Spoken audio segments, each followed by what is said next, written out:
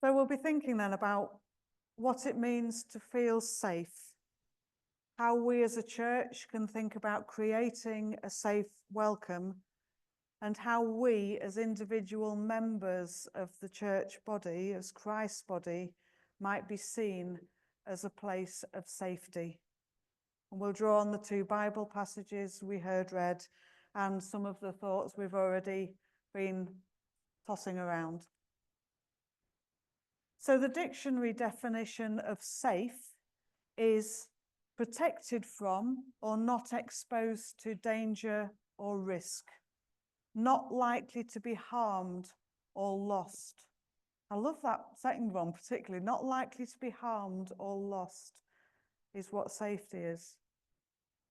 So this idea of being protected from danger and risk, it captures the practical considerations of safety. For instance, the safety of our buildings, safe as houses.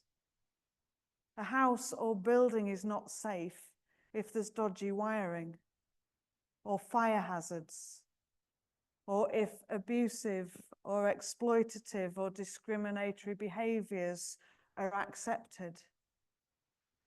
So although they may often be seen as a burden, as a bit of a paper exercise, the policies which support our church life are really important. Our fire safety policy, building inspections, health and safety assessments, food hygiene, safeguarding policies and safeguarding training. They're all essential to create a safe place practically. By having them in place and using them, people who enter this space know they are coming somewhere safe. They can come into this place with confidence, knowing that their physical safety will be looked after. And that is really important. What about other practical considerations? Someone with dementia, for instance, might be confused by wordy signage or lots of different changes to worship, changes from a routine.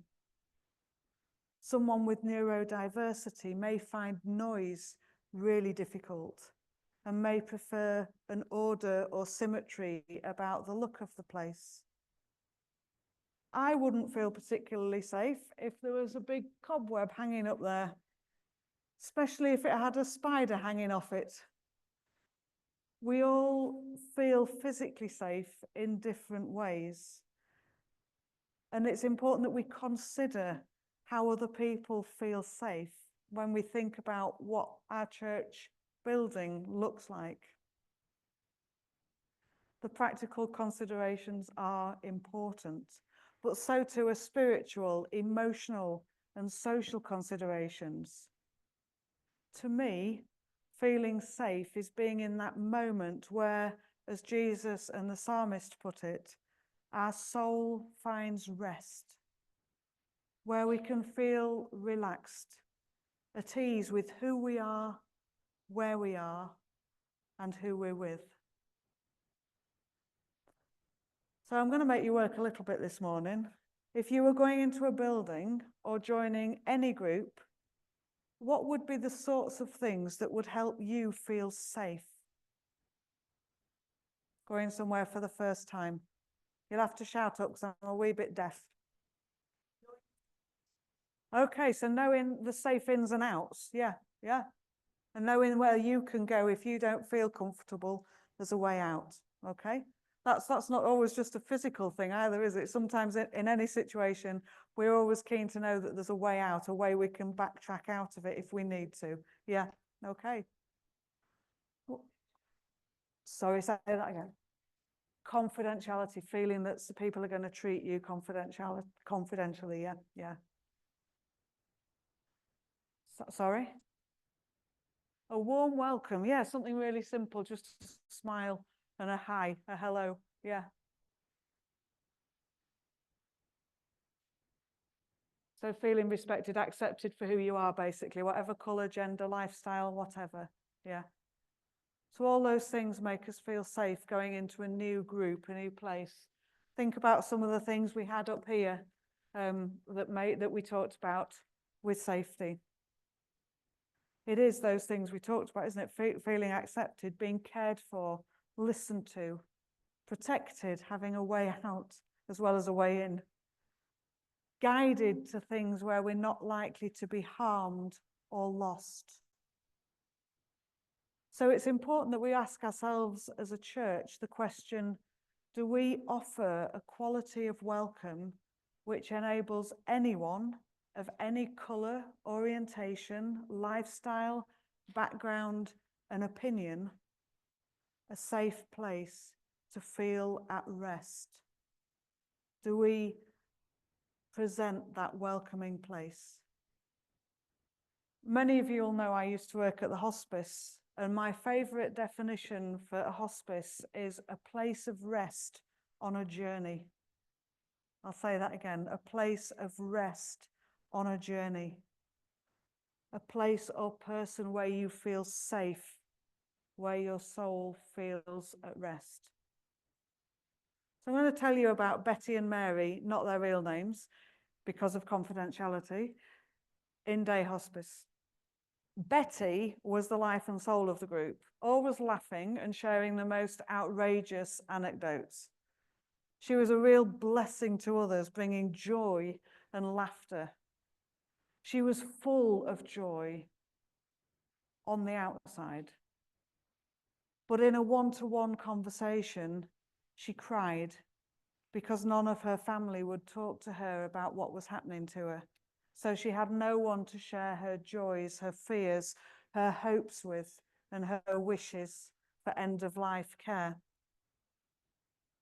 It took quite a lot of time and effort on our part to help her reach the point where she could share that with us. So often she would go off onto the sort of funny banter bit. But even in the privacy of a clinic room, we had to give her that chance to do the banter and be Betty before we could turn and look at her and say, and now Betty, how do you really feel? But we created that safe space where she could share how she felt. But she could still have the banter as well. And then there was Mary, who had motor neurone disease. Mary was unable to talk or to swallow. She could only get her food through a feeding tube directly into her stomach. That was anatomically incorrect. It was that way. And she could only communicate through writing, which you can imagine if you're trying to have a conversation was very slow. Most people she tried to communicate with day to day would try and second guess what she was writing. They'd watch her write the first part of a sentence and then presume what she was going to write for the second half. So Mary stopped writing. She lost her voice for the second time because people wouldn't let her communicate in her own way.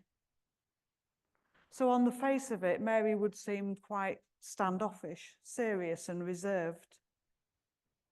But underneath, when we gave her the time she needed, she showed an immense depth of character. She was really interesting and had actually a fantastic sense of humour.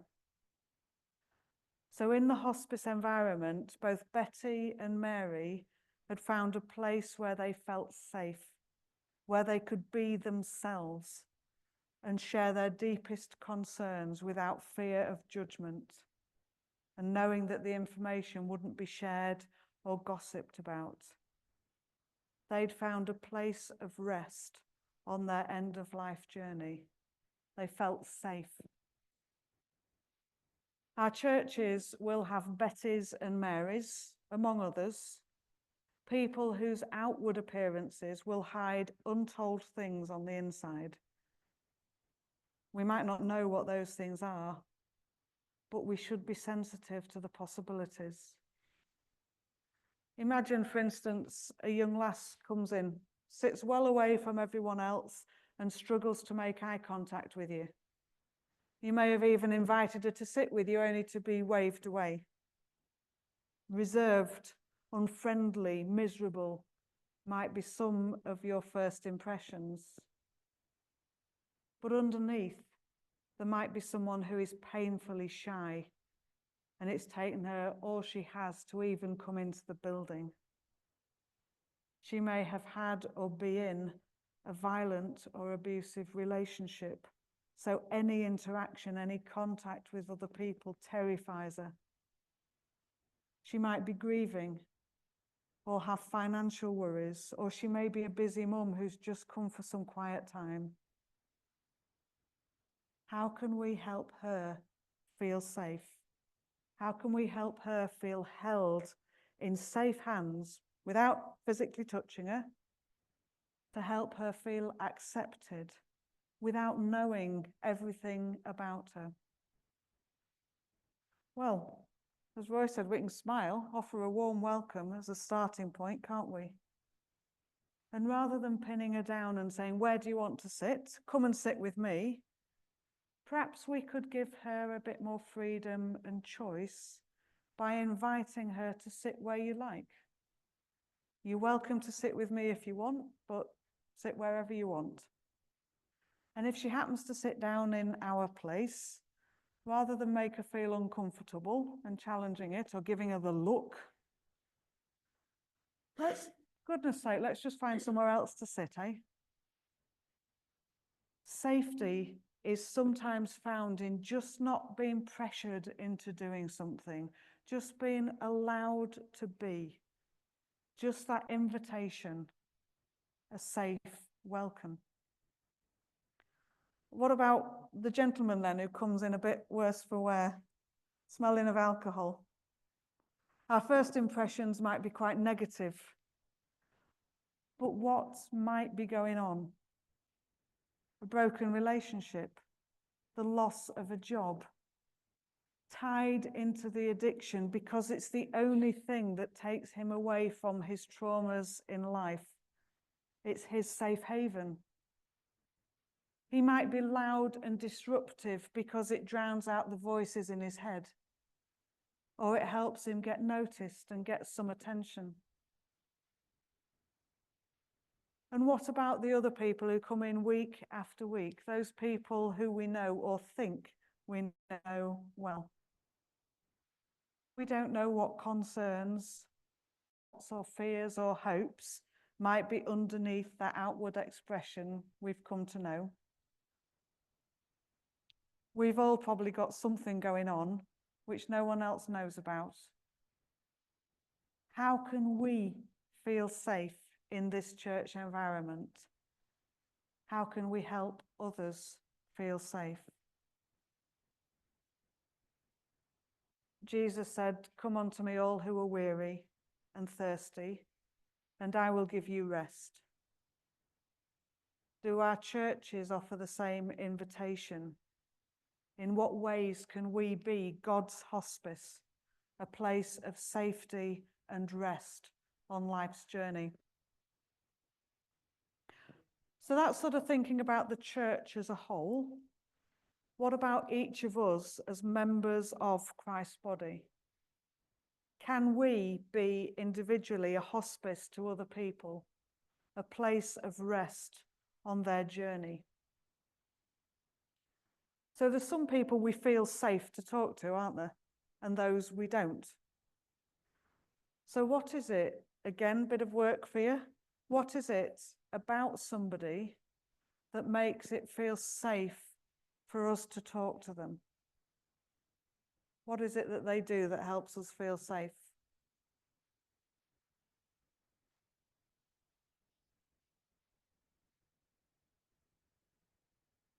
Yeah, so brilliant. So that we come back to the simple thing like a smile, but also that listening, time for you, and give you the feeling that they genuinely care. Yeah, brilliant. We talked about confidentiality, didn't we? That's often that's something that's really important, isn't it? Yeah.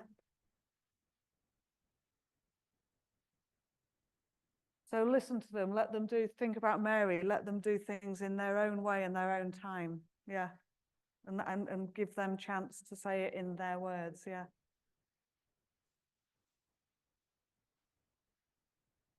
Yeah. Yeah, there's some people who you just sit near and you just think, oh, I can just relax with them. And there's other people you feel you've got to talk through because you can't, the silence of being with them isn't comfortable, doesn't feel safe, does it? No. And sometimes there isn't a label, is there? There aren't, we can't explain, but we know inside how that, you all know what was meant by that, don't you? That just being near someone who you know you feel safe with. Yeah.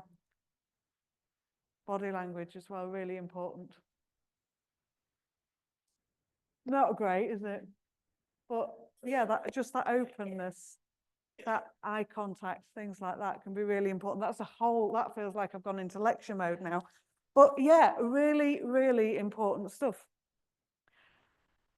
So if we think about the things that would make us feel safe in terms of sharing and in terms of feeling supported and held, think about what would make you feel safe, and then think about developing those skills within ourselves so that we can be that place of safety for other people. We've talked about a listening ear, being allowed to move at their own pace, in their own way, not at our pace. Confidentiality, really important. And that offering guidance and help without dictating what to do. You need to do that. Bit different from saying, have you thought about? What about? You need to do that. There's a big difference, isn't there? Very subtle, but in terms of the language used, but the actual implication is quite significant. For us to be a safe place for others, it's worth us being aware of the qualities which would help us feel safe and developing those. There is a need for integrity and trust, which we all know, don't we? We have 2 ears and 1 mouth for a reason. Twice as much of this, perhaps, and not sharing it unless you've been given explicit permission to do so. Breaching someone's confidentiality, even in the smallest way, can leave you feeling vulnerable, betrayed, and unsafe. And I'll give you an example of that. I had a bit of a health scare last weekend, or late last week, and I shared that with some close friends, and that was shared with, and I shared it with someone I thought I could trust. And instead of, it just became, it was only a very subtle thing, but this friend turned it into a bit of gossip. Have you heard about Eilidh? Did you hear what happened to her? Rather than it be about concern for how I was, it was all about the gossip, spreading that little bit round. There was nothing bad about what she was saying in some respects, but I felt very vulnerable of having been talked about in that gossipy way. So again, that's just a bit of food for thought, that even if you don't think you're breaching necessarily a formal confidentiality, I promise I won't pass that on. But if people have trusted some conversation with us, maybe it's for them to share and not for us. And certainly not to use it as a source of gossip and almost drawing attention to ourselves. That left me feeling incredibly vulnerable. We need to be authentic to show that we genuinely care. We can't just go through the motions of having a conversation. As with Betty and Mary, they need that time to do it in their way, at their pace. It should be about what they want to share, not about what we want to know. Another little nugget. I think the word that captures everything is compassion. Co-passion, or sharing the same feeling. We talk about empathy, sympathy, and compassion as if they're all the same and interchangeable. They're not. Sympathy is maybe about feeling sorry about the situation or for the person. You feel sorry for them, but you're not really that involved. Empathy takes you a little bit of a step closer, understanding a little bit about how they're feeling, But compassion is where we really stand in their shoes and imagine what it feels like for them. Not what we might feel like in that situation, which is, I guess, more empathy, but actually trying to understand what it feels like for them and then working with that so that they can feel. It's when we get alongside someone and share something of their experience with them. And that's what God does for us, as we sang about in that first hymn. And when human hearts are breaking under sorrow's iron rod, then we find that self-same aching, compassion deep within the heart of God. Compassion, shared feelings, but being careful not to assume we know how someone's feeling. I don't know about you, but one of the worst things someone can say is, "Oh, I know how you feel." You blooming well don't.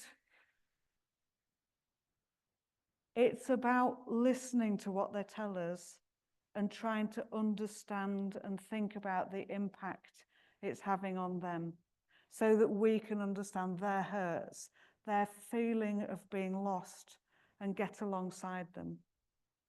We can be a hospice for them, a place of rest and safety on their journey.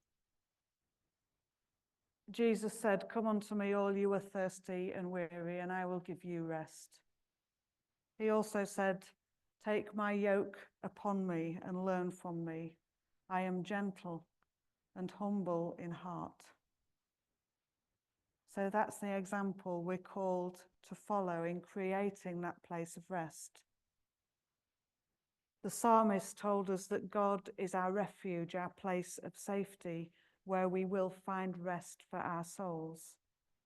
And Jesus said, "Come to me, and I will show you what that rest in God looks like and feels like." And now we are called to take the next step, to take on Jesus's yoke of gentleness, humility, and compassion, with the hope that in finding a place of safety and rest with us, others will in turn find their place of rest in Jesus, who will lead them to God, their refuge and lighthouse, who will lead them safe to shore. So I'll finish by finishing off the Betty and Mary story. Because Mary couldn't eat, she didn't go into the dining room during the meal times because it was just too much for her to see other people enjoying the food that she once enjoyed. So she'd sit in the lounge area. And because Betty needed a bit of time sometimes to herself, she would take her little egg sandwich with her into the lounge and sit with Mary during the meal times. Mary became a safe space where Betty could share her worries. And Betty became a safe space for Mary, giving Mary her voice back by giving her the time to let her write things down in her own way. The hospice was the start, a place where they could feel safe, but it became so much more because they actually found their safety within each other as well. Our relationship with God and Christ is the start, recognizing them as our place of safety and refuge, our place of rest. But it can be so much more as we offer ourselves as a resting place for others, drawing other people into the safety of Christ's compassion.